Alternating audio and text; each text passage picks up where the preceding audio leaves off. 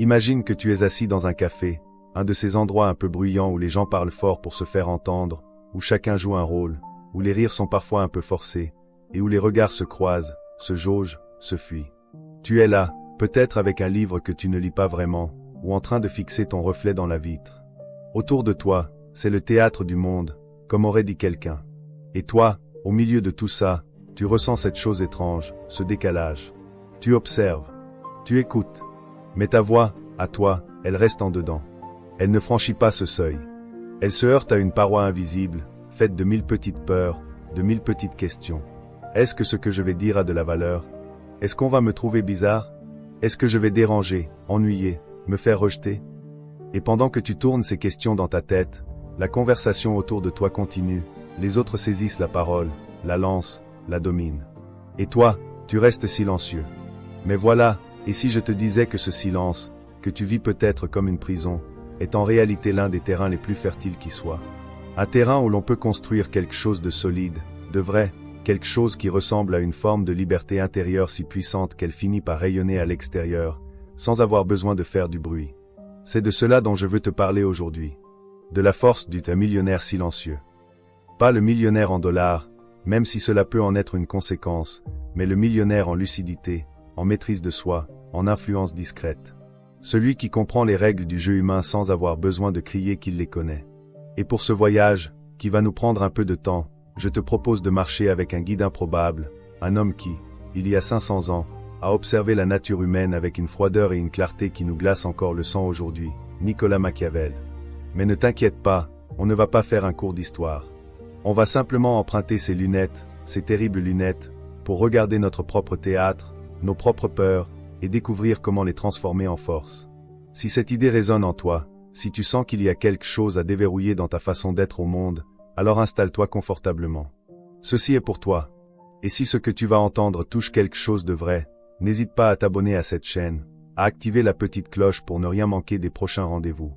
Parce que ce n'est que le début d'une longue conversation. Et ta présence, ici, est précieuse.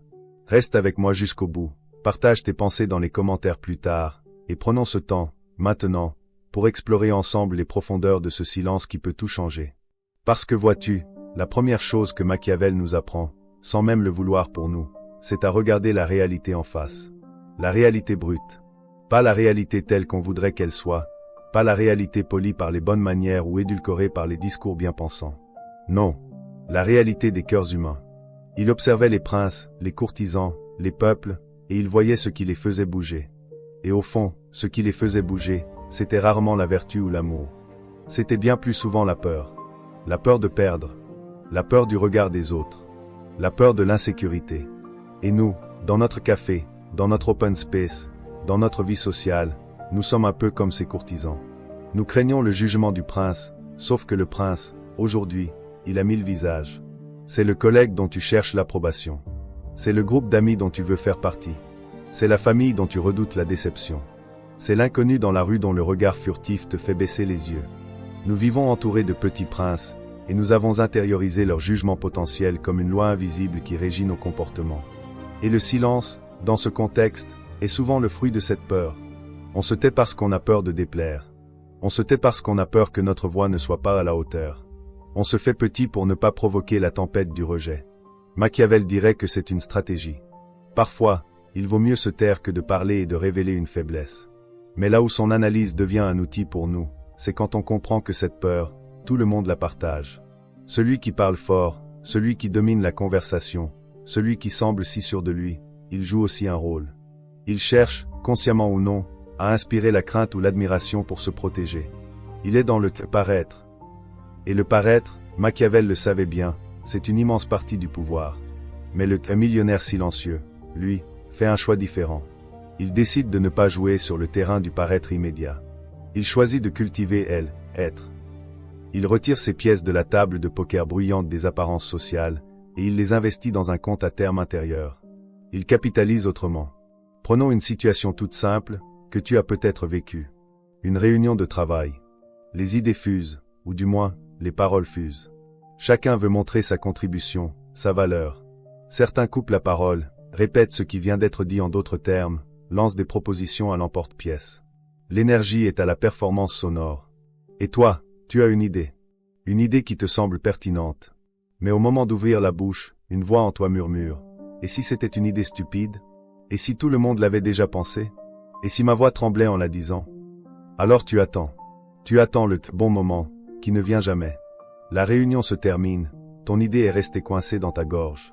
Et ensuite, peut-être, quelqu'un d'autre dit exactement la même chose, et on le félicite. Et toi, tu rentres chez toi avec ce goût amer, ce sentiment d'avoir été invisible, de t'être trahi toi-même. La peur a gagné. Machiavel analyserait cette scène en termes de pouvoir. Tu as cédé ton pouvoir de parole. Tu as laissé les autres définir les règles de l'espace. Tu as cru que le prince ici, le groupe te jugerait et te punirait. Mais qu'est-ce qui est le plus punissant, en réalité? Le risque d'un regard moqueur, éphémère? Ou la certitude de ce regret qui te ronge après coup, cette accumulation de petites lâchetés qui finissent par construire une identité de « celui qui ne dit rien ». Le millionnaire silencieux, dans cette même réunion, ne serait pas nécessairement celui qui parle le plus. Il pourrait être celui qui écoute, vraiment, qui observe les dynamiques, les désirs cachés, les peurs des autres participants. Il verrait celui qui parle pour cacher son manque de préparation, celui qui acquiesce pour se faire bien voir du patron, celui qui attaque les idées des autres par insécurité. Et avec cette lucidité, il choisirait son moment. Pas par peur, mais par stratégie. Une stratégie de l'efficacité et de l'authenticité. Il parlerait peut-être moins souvent, mais quand il le ferait, ses mots porteraient plus loin, parce qu'il serait le fruit de l'observation et non de l'impulsion. Il aurait investi son silence en capital d'attention et de compréhension. Et ce capital, à la longue, rapporte bien plus que les dividendes immédiats de l'approbation facile. C'est là que la pensée de Machiavel rejoint, d'une façon surprenante, certaines sagesses plus intemporelles, comme le stoïcisme.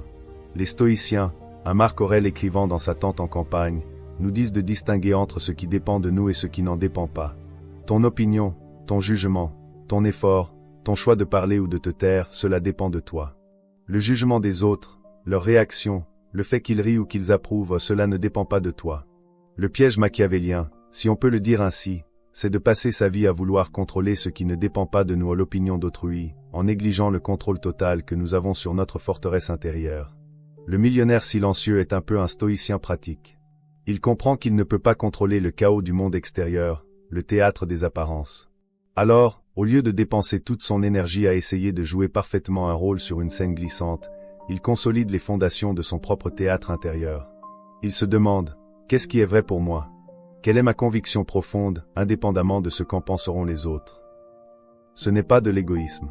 C'est de la clarté. Et cette clarté devient une colonne vertébrale. Quand tu as cette colonne, le regard des autres perd une partie de son pouvoir de déstabilisation.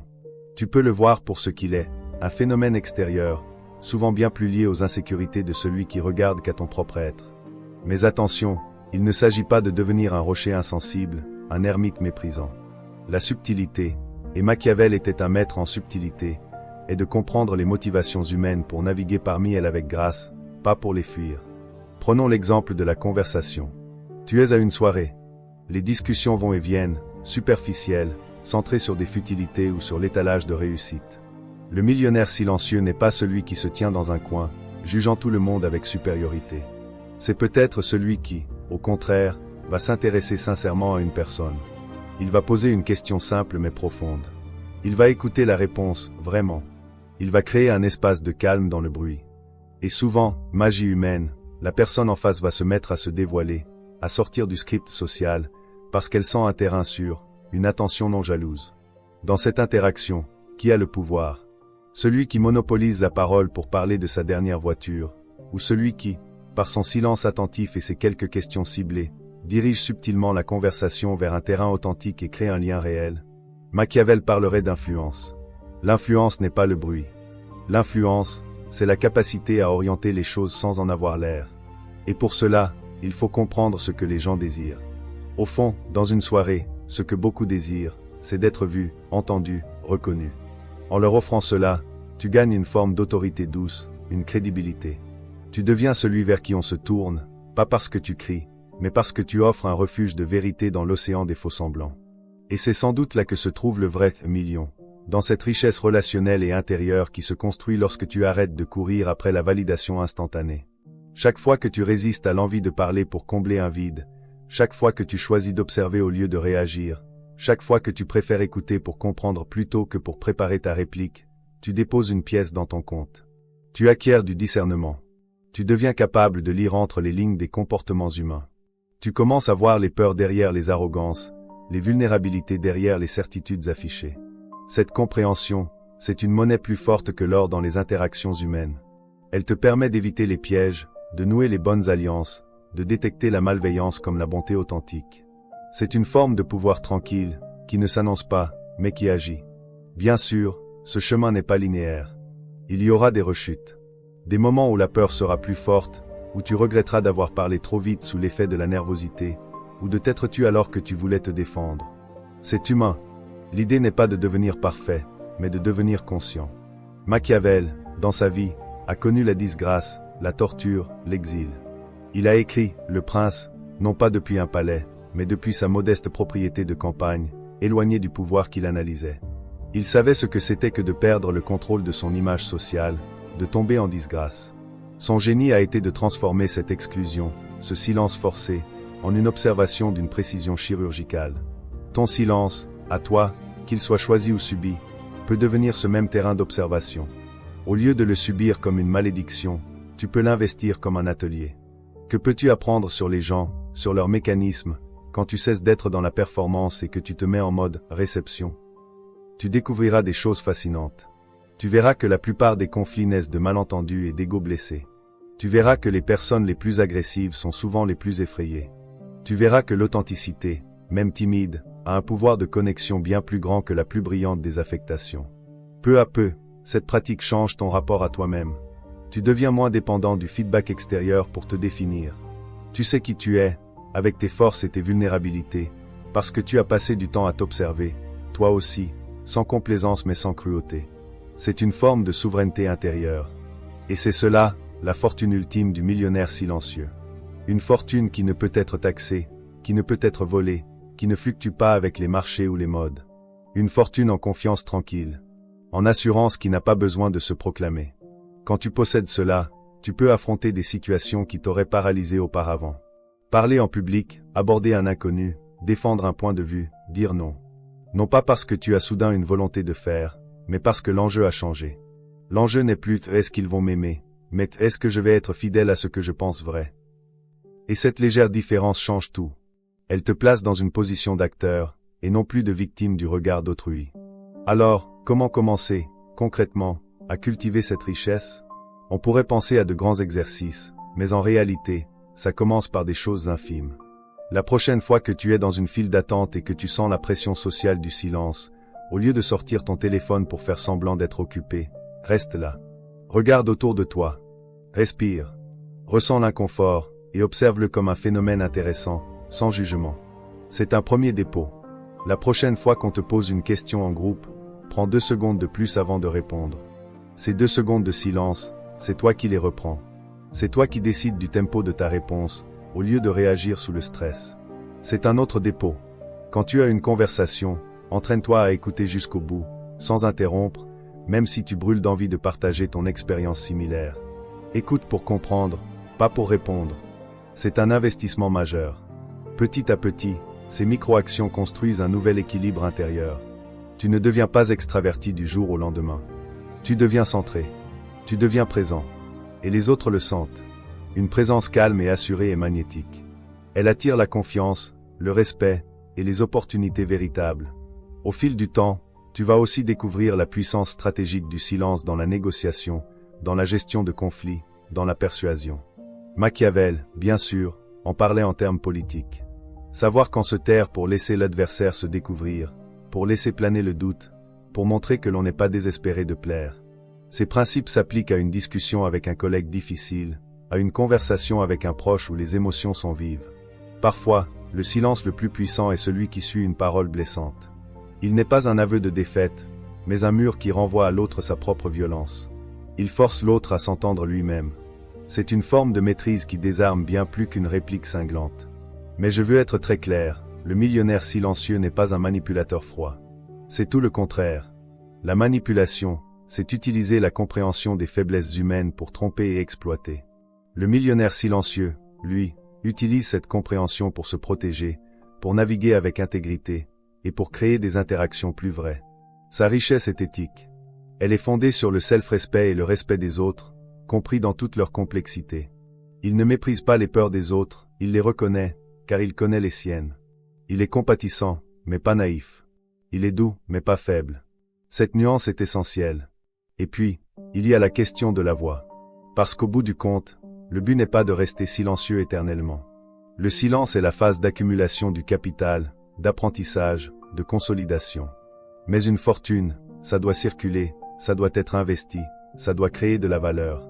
La voix du millionnaire silencieux, quand elle choisit de se faire entendre, est différente. Elle n'est pas stridente. Elle n'est pas pleine de doutes qui montent en fin de phrase. Elle est posée. Elle porte.